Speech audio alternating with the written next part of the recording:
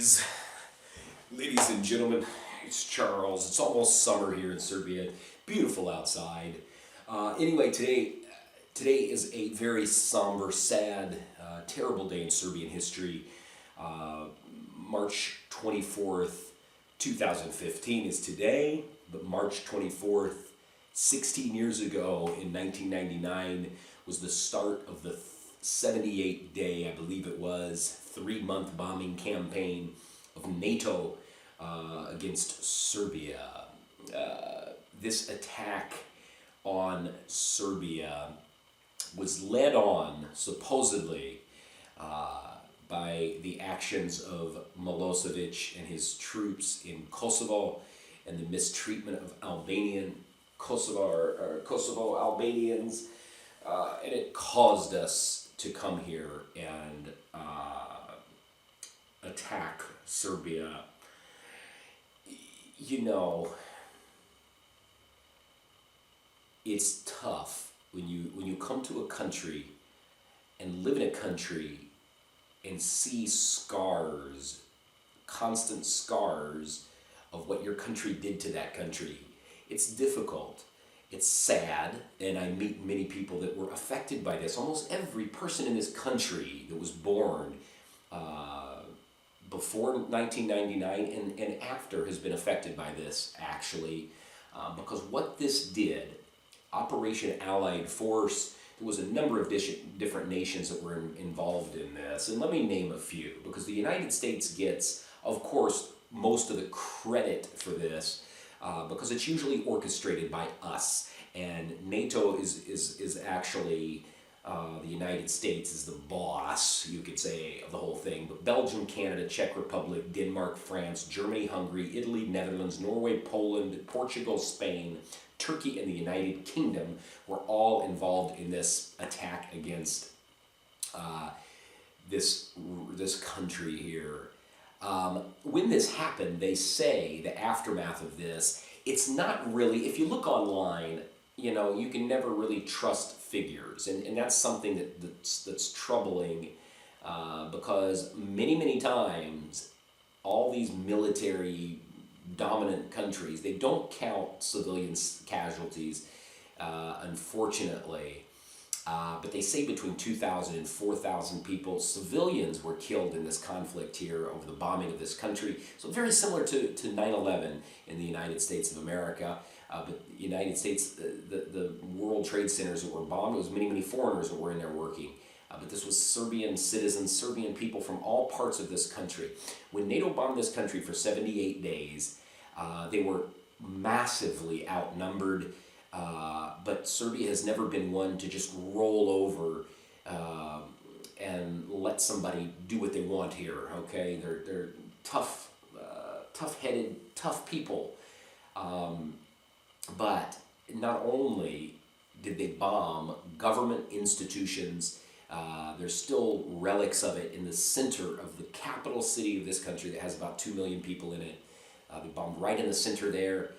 They bombed post offices. They bombed hospitals down in South Serbia, especially in Niš. They bombed a hospital in Niš. They bombed tons of oil refineries. They bombed some churches. They accidentally, supposedly, bombed the Chinese embassy, and it killed 3 Chinese journalists. They claimed it was an accident. They bombed the Avala Tower. They destroyed it. Radio and Television Serbia, RTS, the popular, or the government-owned television station in Serbia was bombed, and I think it was 16 of them, journalists, just regular journalists, were killed. Every little city almost was affected by this. Not only did they bomb those military targets and those things I just told you, but also all the infrastructure here. There were situations where passenger trains were shot down in South Serbia. Almost every single bridge in this country was bombed. Some of the folks I work with, most of them are from Vrbas, and Vrbas is just a city of almost nothing. There's nothing there. Maybe 30,000 people, if they're lucky. My friends told me, we were talking about it in there, they said, yeah, the bridge was bombed, this other thing was bombed, this factory was bombed in Vrbas. Aleksinac, which is a city down in South Serbia, was bombed heavily. Niš was very bad.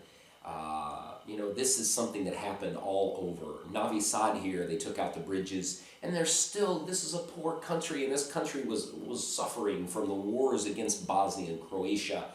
And so, man, it's been a massive drain. And I just read, I think, that Serbia's debt now is about 23 billion euros from all of this. And times are tough here, but that's what a lot of you Serbians need to realize, especially you young Serbians that write to me a lot and talk about your concerns for the future. I'm never one to tell people where they should stay, that you should stay in this country and deal with it. The world's a big place. You need to look deep inside and ask yourself what you want. And if you want something, I didn't want to stay in the USA. I like to travel around and live in other places. But this country has a lot of prospects. But it's up to you to do it, because I don't think your government can be trusted to do it. One of these organizers, this is kind of funny and kind of sad and kind of disgusting, whatever side of the aisle you're on, I guess. One of the orchestrators of this bombing campaign against Serbia was Mr. Tony Blair. At the time, he was the Prime Minister of England, and he now is one of the key advisors to the Serbian Prime Minister. Just 16 years ago, he was orchestrating 78 days of attacks on this country, all parts of this country, destroying infrastructure, destroying factories, creating absolute chaos here. And now this man is an advisor to the Prime Minister here. Not to get political, and I don't want to, because I don't want to insult any political party here in Serbia, because it's not my place. But just looking at it from an ignorant dumbass's point of view like me, the way I see it, that would be similar to in 2001 when we had our terror attacks. That would be similar to one of the orchestrators of this terror attack advising Mr. Obama now. It seems just jaw-droppingly ignorant and scary to me. I don't know, just my thoughts on that. But anyway, it's a sad, sad day here. Many, many bad things happened. I really wanted to move on. Some of the interesting things that came out of it, you could say, I shouldn't say interesting, that's just sick to say, but Serbia was able to shoot down one of our F-117s, and you didn't hear a lot about that in the USA. That's the stealth bomber. The pilot, the American pilot, he didn't get killed. I mean, he survived. They made a movie of it recently here about it called, I forget the name of it, We Meet Again or something. Second Meeting is what it's called. And, supposedly they're friends, the guy that shot him down and the American pilot. It's a good movie. I saw it. They sent it to me. This place that released it sent it to me, and I got to watch it. It was really good, but there's been a lot of controversy over that. People saying that actually that guy didn't do it, and he didn't shoot the American guy down, but I don't know. But they actually shot a stealth bomber down, and you don't hear much about that in the USA. I wrote a blog post about it, and the city of India, it's a small city here. We've got a little buffet. It's a little small, little crappy bar is what it is, my friend tells me. But it's called the F-117 buffet, and it's got pictures of the blown up jet. It's interesting. But if you fast forward to see if this worked, because we claim that the reason we wanted to come through here was because of our concerns with the treatment of the folks down in Kosovo. But now, fast forward 16 years later, so many of those people, it's all over the news, so many of those residents of Kosovo are trekking through Serbia, trying to get out of there and trying to get into the European Union, into Germany, because times are tough there. Here in this region, about 250, 300 euros a month is a salary. Down there, it's tough to find a job. You've got tons and massive, massive amounts of corruption. You've got a lot of these former orchestrators of this NATO attack and bombing investing lots of money into the infrastructure in Kosovo, into the mining industry. Kosovo has some key mining, different minerals that are very hard to come by. And Mr. Caucasus, Wesley Clark, he was a leader of NATO forces, a Democrat actually, and I'm a Democrat, his investment firm invested $100 million into some mining company there. Madeleine Albright, the one they call it Madeleine's War. She was Secretary of State at the time. It was Bill Clinton's last year in office. He was struggling. Actually, his approval rating stayed somewhat stable. It was actually popular. He was one of our most popular presidents in recent years, even though he had that horrible controversy with Monica Lewinsky, the cigar and the blowjob stuff. But he remained somewhat popular. He was going in his last year in office. Al Gore, I was a big Al Gore supporter at the time. I had Gore 2004 on my license plates. I've always been let me rephrase that. I used to be a big Clinton supporter, and it had nothing to do with Serbia or his foreign policy. Every American president's foreign policy, I think, is extremely flawed. And it's only about interests. It's not about anything else. But I was a big supporter. But anyway, they say Madeleine Albright is the one that was really forceful, and Tony Blair also, about getting Clinton on board to do the bombing campaign here in Serbia. And now, Miss Secretary of State, I think she withdrew it, but there for a while, her investment company, all these politicians come up with these investment companies, and they love to create a new sovereign nation because they can go in there and do whatever they want. They can build the roads, they can get no bid contracts to do many, many different things for all their wealthy buddies. And she invested her investment firm about $100 million into a telecommunications firm in Kosovo. But they said after a lot of stink about it, she withdrew it. But it just goes to show there's two sides to everything. There's a reason why. And at the time, when this was going on in 1999, I was working full-time. I was going to college, and at that time I was going through a real estate certification, I remember. And I do vaguely remember us getting involved in this conflict, but it didn't get a lot of media attention, unfortunately. But at the time, when I say that, it was at the time, no longer, but when you're born in a country, you like to think, when you don't travel out a whole lot, you like to be able to turn on the news and listen to it and believe it and think, wow, what our government's doing is probably because it's the right thing to do, You like to think that, and I used to think that back when I was a sheep, okay? I'm no longer a sheep. I don't think everything my government does is wrong, is bad, is evil, no. But I think a large percentage of it, of our foreign policy and our interventions into other nations, it's not done out of the goodness of our heart. It's not done out of the concern of someone else and their suffering. No. A superpower is a superpower for a reason. They're looking out for strategic places. They're looking out for their own interests.